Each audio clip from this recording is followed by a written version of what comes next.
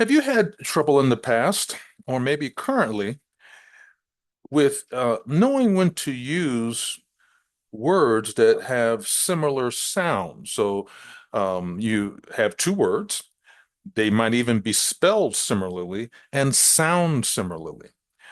And you're not really sure when to use which. This can be the case whether you're speaking or you're writing, right? When to use each. Well, today I have good news for you. We're going to help you conquer seven confusing English words like a pro. Of course, there can be more than seven, and there are, but we're going to get you started with at least seven. So join us on a journey to master some of the most commonly misunderstood English words, in this case, seven. And so by the end of this lesson, you'll be able to use these tricky terms confidently in your everyday conversation. Alrighty, let's dive in and tackle these linguistic challenges together. Welcome to Business English Success Strategies, a part of Mastering English Communication.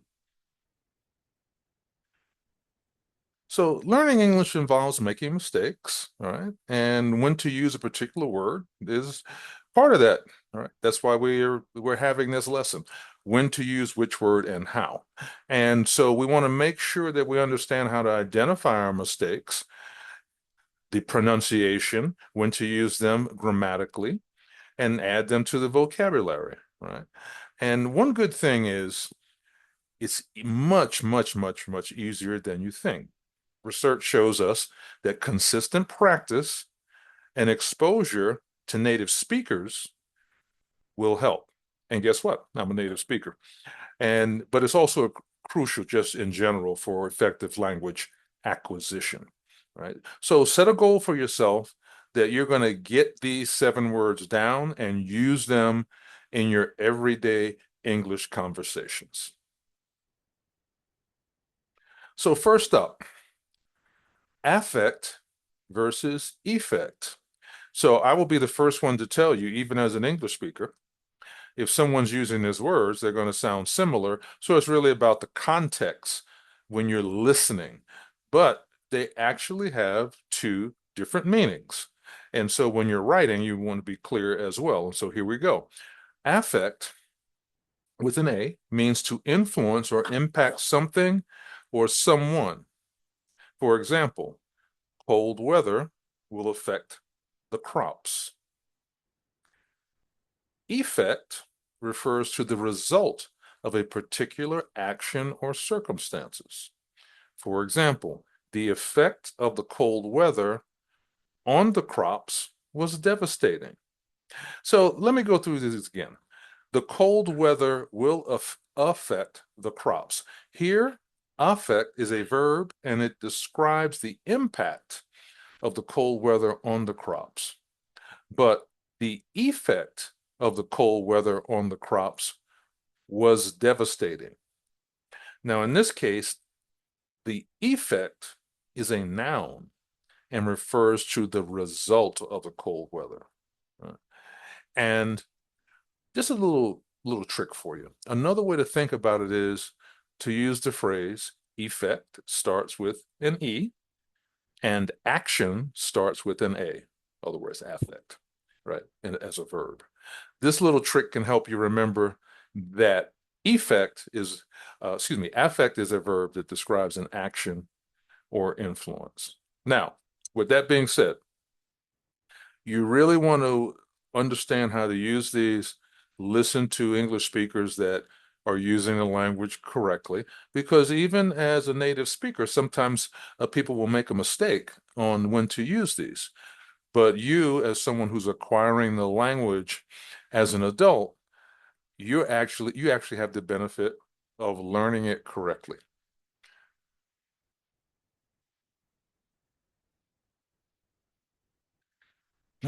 Now we have compliment versus complement.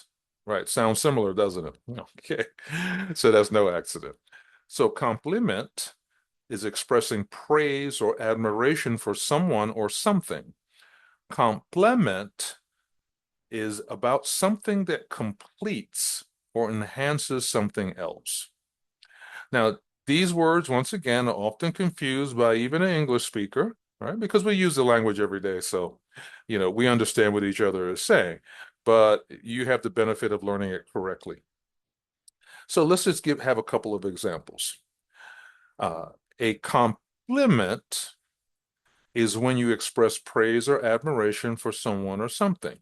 For example, I love your new haircut. It's a great compliment to your face. Okay. So you're expressing praise or admiration for someone or something.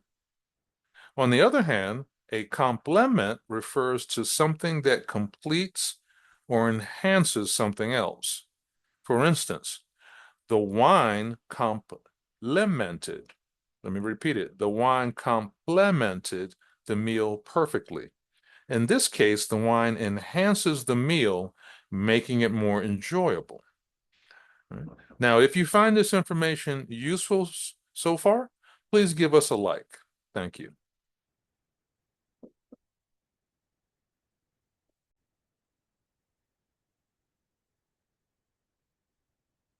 Now we have another pair of words that can be confusing. Fewer versus less. So fewer, that is normally used for countable items. And less is used for uncountable items or quantities. So for example, I have fewer friends than my brother. In this case, friends are countable, even though there's not a number associated with it in this example. So we use fewer. But I have less free time than I used to. Here, free time can't be counted. So we use less. All right. So this is important to realize. It's a subtle difference, but it's an important one. Correctly using fewer and fewer words, or fewer and less words, can make a big difference in your writing and your speaking. Okay, so we have IE versus EG. So IE, which is is used to clarify or explain something. EG, for example, is used to provide an illustration or example. Now, I'm going to be honest with you, the root of these words, of these two words or phrases, or however you want to put that, come from Latin, directly from Latin, right? And so I'm not going to go into that. It's just sharing that with you as an extra piece of information. But the key here is, once again, even native speakers can get these wrong.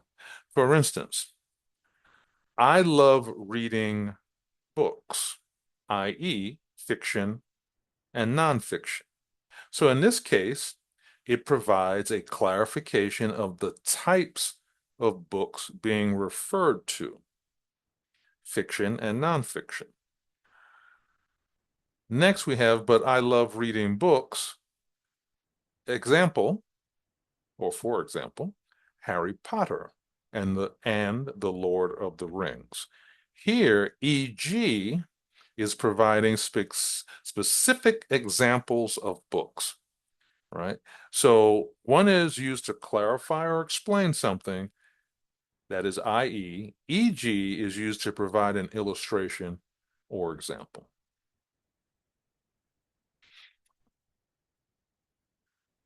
And now we have principal versus principal. So principal, all right, and I'm emphasizing the pronunciation on purpose, refers to a person in charge, often in an educational setting. Now, there's some other examples, but just for this purpose of this lesson, I'm going to stay with this definition so as not to confuse you. Because sometimes there are business contexts where these can be used as well. But principal refers to a person in charge, often in an educational setting. Principle refers to a guiding rule or belief. Okay. For example, the school's principal is very supportive of students. On the other hand, I believe in the principle of fairness and equality for all. So those are two examples, right? So remember, AL refers to a person who is in charge, often in an educational setting. Like I said, there can be other settings where they're using that word. And on the other hand, principle, or LE at the end, refers to a guiding rule or belief.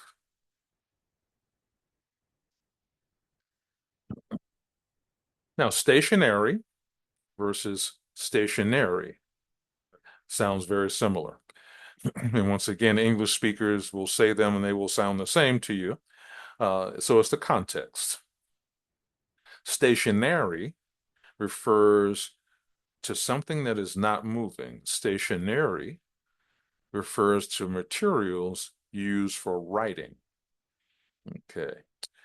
So for example, the bike was stationary on the sidewalk, ARY. But in the next example, I need to buy some new stationery for school. So the key here is, and this is the easy way to remember it, stationary refers to something that is not moving, often in the physical sense. On the other hand, stationary refers to materials used for writing, such as paper and pens. Discrete versus discrete. So discrete refers to something careful and hidden, often in a sensitive or private matter. For example, please be discreet when discussing confidential information. On the other hand, discrete refers to something separate and distinct. For example, the two companies are discrete entities with separate management structures. So, yes, you can sort of emphasize the double E a little bit more, but really no one's going to do it. You really need to just understand the context. Because a normal native speaker is not going to be pronouncing the words in that way. So understanding the context will tell you the difference.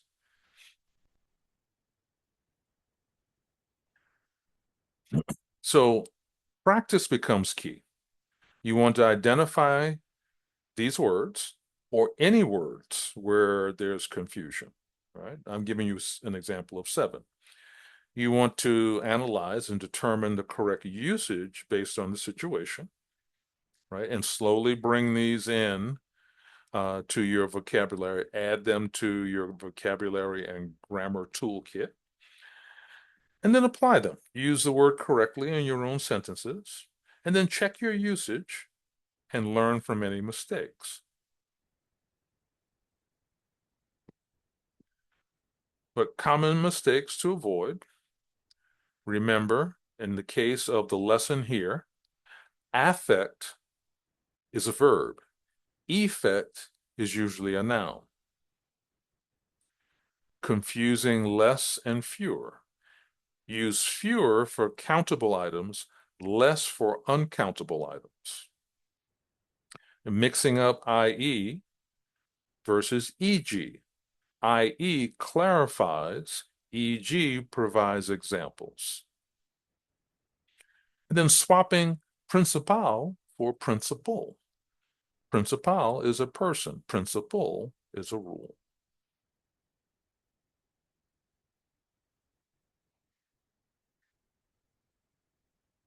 So your path to English mastery.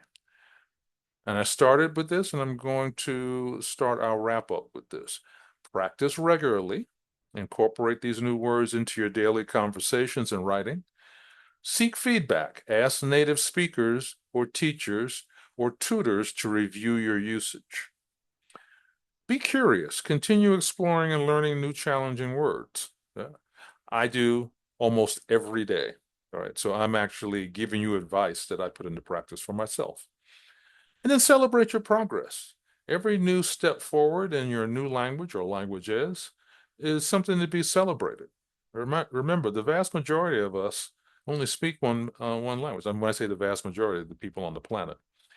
But if you're speaking two or more languages, you're doing something distinct, particularly if you're using them every day in a full context. If you're uh, in business, you're spending all day in English, and then in your personal life, you're spending all day in the other language, or maybe you're doing business in both, right? Or being social in both. That's something to be celebrated.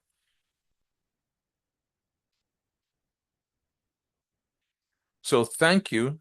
I look forward to seeing you next time, and I look forward especially to continuing our linguistic adventure together. Take care, everyone.